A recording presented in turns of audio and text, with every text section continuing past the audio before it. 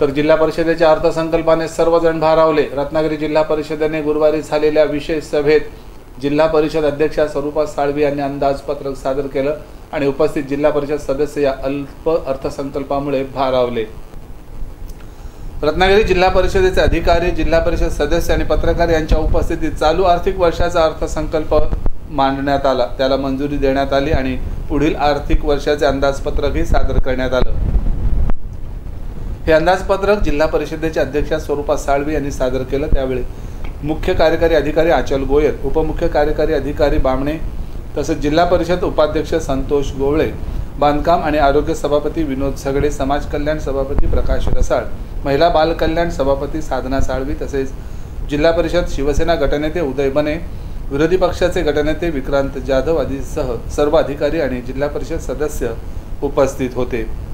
याचं चित्रीकरण केले आमचे बेस्ट टीव्हीचे प्रतिनिधी प्रशांत हरसेकर यांनी। आपण पाहणार आहोत अर्थसंकल्पाचे सादरीकरण आणि त्यानंतर बेस्ट टीव्हीकडे देण्यात आलेल्या प्रतिक्रिया। बजेट जे आपण सादर करते त्या सादरीकरणाला सुरुवात करते। स्व उत्पन्नाचं अंदाजपत्रक हे वित्त समिती सभापती सादर करतात, परंतु सन्माननीय सभापती बेटकर साहेब हे आजारी असल्याने आज ते सभागृहात अंदाजपत्रक सादर करण्यास उपस्थित राहू शकले नाही।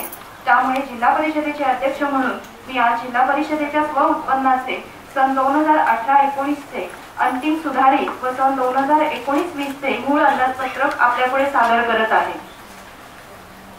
सन 2018-19 ची मुक्त शिल्लक व प्रत्यक्ष प्राप्त रकमेचा विचार करता सन 2018-19 च्या मूळ अंदाजपत्रकीय रकमेच्या तरतुदी वाढते।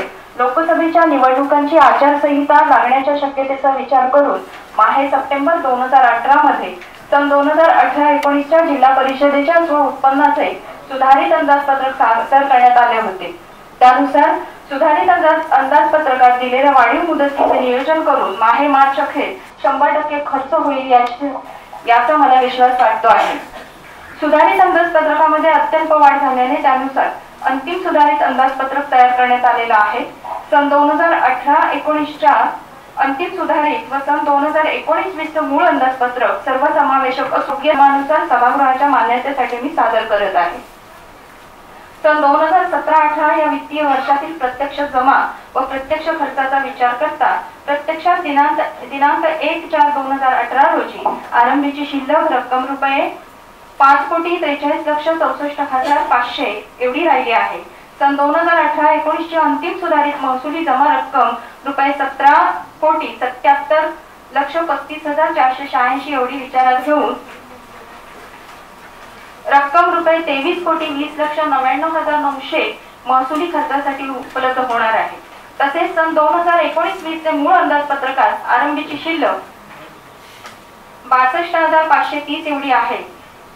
सन 2019-20 ची अंदाजित महसुली जमा रक्कम रुपये 18,98,03,316 एवढी विचारात घेऊन आरंभीच्या शिल्लकेसह रक्कम रुपये 18,98,65,843 महसुली खर्चासाठी उपलब्ध होणार आहे। हे अनुदान शिक्षण, वैद्यकीय, बांधकाम आणि 15 संकीर्ण या लेखाशीर्षकाखालील रक्कम आहे। करताना प्रथम कमी रकमेचे अंदाजपत्रक तयार करावे लागतं, कारण त्यावेळी पुढील वित्तीय वर्षात नेमके किती अनुदान मिळेल याचा अंदाज करता येईल। त्याप्रमाणे जिल्हा परिषदेला अनुदान प्राप्त झालं नाही तर तरतूद केल्याप्रमाणे योजनांच्या खर्चासाठी रक्कम उपलब्ध होऊ शकत नाही व त्यामुळे केलेले अंदाजपत्रक वास्तववादी होत नाही। ही वस्तुस्थिती विचारात घेऊन सन 2019-18 आणि 19 अंतिम सुधारित अंदाजपत्रक व सन 19-20 मूळ अंदाजपत्रक तयार करण्यात आलेला आहे। महाराष्ट्र शासनाच्या धोरणानुसार जिल्हा परिषदेच्या स्व उत्पन्नाचे अंदाजपत्रक करताना 20% समाज कल्याण, 10% महिला आणि बाल कल्याण, 20% देखभाल दुरुस्ती, 5% दिव्यांगांच्या कल्याणकारी योजना व 5% घसारा निधी या सांविधानिक योजनांच्या अंदाजपत्रकातील प्राप्त उत्पन्नाचे ठराविक टक्केवारी व अनुशेषासह तरतुदी राखून घेऊन उर्वरित तरतुदी पुढील प्रमाणे विभागनिहाय प्रस्तावित करण्यात आल्या आहेत। 2,06,56,800 एवढी करण्यात येत आहे। योजनेसाठी महाराष्ट्र शासन ग्रामविकास विभागातील शासन निर्णय क्रमांक संकीर्ण 2007 प्रकरण क्रमांक 4,871 वित्त 3 दिनांक 5 ऑक्टोबर 2012 नुसार अपंगांच्या कल्याणकारी योजनांसाठी 3% निधीची तरतूद केली जात होती, परंतु आता महाराष्ट्र शासन ग्रामविकास विभागाकडील शासन निर्णय क्रमांक 2018 प्रकरण क्रमांक 54 वित्त 3 दिनांक 25 जून 2018 नुसार दिव्यांगांच्या कल्याणकारी योजनांसाठी 5% निधीची तरतूद करणे अनिवार्य असून सन 2018-2019 साठी अंतिम सुधारित तरतूद रुपये 78,15,600 एवढी असून सन 2019-20 ची मूळ तरतूद रक्कम रुपये 78,01,995 एवढी करण्यात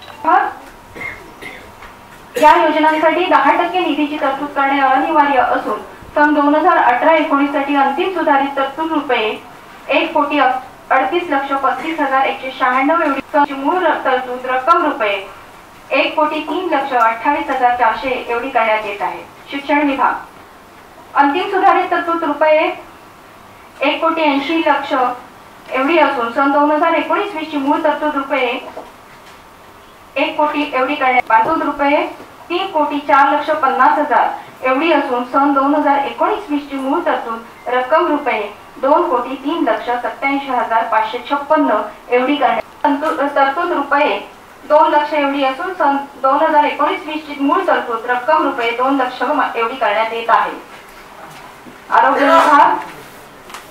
आरोग्य विभागासाठी 6 वैद्यकीय या लेखाशीर्षाखाली सन 2018-19 साठी अंतिम सुधारित तरतूद रुपये 10,49,500 एवढी असून सन 2019-20 ची मूळ तरतूद रक्कम रुपये 8 लाख एवढी करण्यात येत आहे।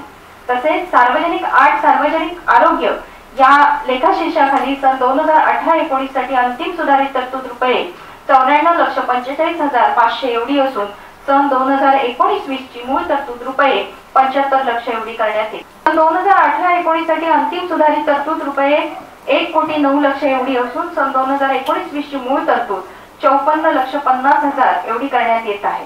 पशुसंवर्धन विभाग अंतिम सुधारित तरतूद रुपये 70,31,650 एवढी असून सन 2019-20 ची मूळ तरतूद रुपये 48,20,000 एवढी करण्यात येत आहे।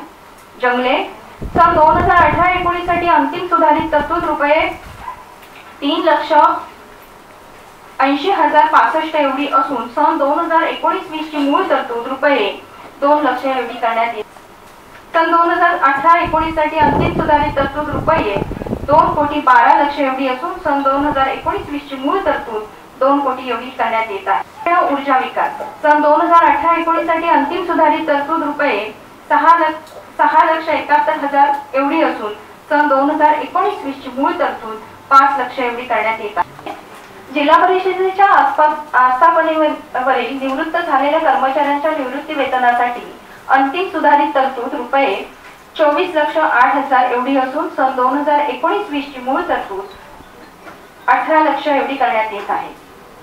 संकीर्ण जिल्हा परिषद घसारा स्पर्धा ठेव संलग्न विमा योजना अंगणवाडी इमारती दुरुस्ती अंगणवाडीतील मुलांना औषधे पुरवणे गोवा महामार्गावरील रस्त्याच्या कामामध्ये बाधित झालेल्या मालमत्तांची नुकसान भरपाई व इतर मालमत्तांचे झालेले नुकसान भरपाईच्या रक्कमा व इतर सर्व योजनांकरता सन 2018-19 च्या मूळ अंदाजपत्रकामध्ये रक्कम रुपये 94,08,156 सुधारित तरतूद 56 एवढी असून सुधारित तरतूद रक्कम रुपये 1,29,19,879 एवढी अंतिम सुधारित तरतूद करण्यात आलेली आहे। अंतिम सुधारित तरतुदीमध्ये 1,28,89,879 एवढी असून सन 2019-20 ची मूळ तरतूद रुपये 2,90,35,257 एवढी करण्यात येत। अधिनियम 1961 च्या कलम 237 व महाराष्ट्र जिल्हा परिषद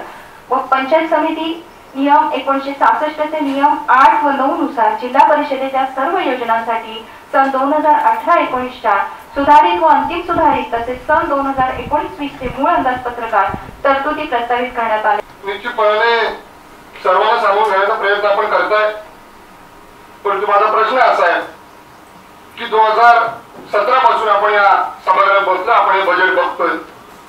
2017 पासून आजपर्यंत 2018-19 बजेटची आपण जी दोनच मी याच्यामध्ये उदाहरण घेतोय, समाज कल्याण एक बांधकाम आहे। समाज कल्याणला 4 कोटी रुपयाचे निधी त्या ठिकाणी आपण सांगितलं की अंतिम सुधारित मध्ये आपण त्याला मंजुरी देतोय। 4 कोटी म्हणजे किती आमच्या वाटेला आले किंवा इथं बसलेल्या सर्व सदस्यांना मी विचारेन किती रुपये वाटेला आले हे आपण सर्वांनी सांगावं. माझ्या मते मी जर चुकत नसेल सभापती महोदयांनी मी एक फोन केला होता, मला जरी बजेट दिलंच नाही किंवा मला निधी दिलाच नाही तरी हरकत नाही, परंतु आपण इतर सदस्यांनी त्याच्यामध्ये सामावून घ्यावं. मी हे आपल्याला सभापती 5 वेळा निवडून आलो, परंतु पहिल्यांदा मला आज भीती वाटते लोकांच्यात जायला. लोक आपल्याला जाब विचारतील अशा प्रकारची भीती मला या 5 वर्षाच्या 5 टर्म की मी सातत्याने प्रश्न मांडतो. माझे काहीच प्रश्न आहेत त्याची आपण अध्यक्ष महोदय उत्तर द्यावी. एक तर प्रश्न असा आहे की जे वित्त समिती आहे जे हे बजेट बनवते, एक स्टँडिंग समिती आहे जे ह्या सर्वांना सामावून घेते ह्याची आपण चर्चा करतो, परंतु ह्या दोन्ही सदस्यांना या दोन्ही समितीच्या सदस्यांना 1 रुपयाचा निधी नाही. मी गेले 2-3 बजेट मांडलं आलं नाही, बघूया म्हणून फक्त बोलले. आज कॅपो येतात, आपण सर्व सन्मान्य पदाधिकारी इथं, आपण सांगावं की आपल्याला वित्त समिती आणि स्थायी समितीला बजेटमध्ये करते का चाललं होता. वित्तला मी असताना हा विषय होता. एवढं सांगण्या पाठीमागचं एकच कारण आहे की या वेळेचं जे आपलं बजेट करते ते आपल्या सदस्यांना सगळ्या सदस्यांना न्याय मिळेल असं असणार आहे. मलाही खंत आहे या सगळ्या गोष्टी की जी आमच्या सदस्यांना ते मिळत नाही. म्हणजे जो निधी आहे तो तुटपुंजा आहे आणि त्याच्यात आपण हे सगळं करतोय. तर माझा यावेळेला आग्रह आहे आणि त्या पद्धतीनेच आम्ही ते बजेट केलंय की प्रत्येक सदस्याला किमान 3 पुढे तरी आपल्याला काहीतरी मिळतं तरी. पहिल्या जेव्हा बजेट मांडलं काही चुका काही चुका माझ्याकडनंही घडल्या, तिथं बसलेल्या अनेक सदस्यांकडनं घडल्या आणि त्यामुळे काही वाद आपल्यामध्ये निर्माण झाले. 1 सेकंड तुम्हाला सांगा सुद्धा घेतला नाही अध्यक्ष म्हणून सुद्धा. का तर माझं एकच म्हणणं होतं की माझ्या सगळ्या सदस्यांना मिळू दे. जेवढ्या लोकांच्या आमच्या सदस्यांच्या मागण्या होत्या त्यांना मी ते पूर्ण करून दिलं. प्रयत्न करू पण कोणत्याही प्रकारचा ठरावाचा निषेधाचा ठराव नको एवढी विनंती आम्ही पण तुम्हाला करतो. त्यानुसार अक्षयचं आम्ही थांबलेलो म्हणून सांगतो मला साथ द्या, सांगतोय तुम्हाला म्हणून सांगतो मला साथ द्या. सर्वांनी म्हणून मला साथ द्या. सगळं माझं काही म्हणणं मी मर्यादा ठराव हा तुम्ही त्यामध्ये घालूनच द्या. आता अक्षयचं थकलं आता बाहेर जाईल असा अभिषेक तुम्हाला पण माहिती आहे. तुम्ही अनेक वर्ष मी तर 2 वर्षापूर्वी राजकारण झालो. 1 कोटी रुपयाचा तुम्ही रस्ता करा पण 1 लाख रुपयाची जर पाकाडी केला तर तिला जे महत्व आहे ते 1 कोटीच्या रस्त्याला नाहीये. हे वास्तव आहे. तर बोलणार नाही पण पाण्यासाठी सुद्धा आपल्याला पैसा बऱ्यापैकी आहे. प्रत्येक गाव कव्हर केलेलं आहे. मॅडम राष्ट्रीय पेयजल योजना असेल, स्वच्छता भारत अभियान असेल, कोणा पैसे देत आहे? डीपीसीतनं पैसे येतात, केंद्र सरकार पैसे देत होतं. आता हे डीपीसीतनं पैसे येतात. पहिले केंद्र सरकार पैसे देत होतं, राज्य सरकारच्या योजनेला पैसे देत होते. आता आपण जे बजेट केलंय ते जिल्हा परिषदेचं आणि त्याच्यात मी प्रत्येक सदस्याला न्याय देण्याचा प्रयत्न करणार आहे. त्याच्यावर मला काही सांगायचं नाहीये पुढे कोणाचं काय आहे काय. सरपंच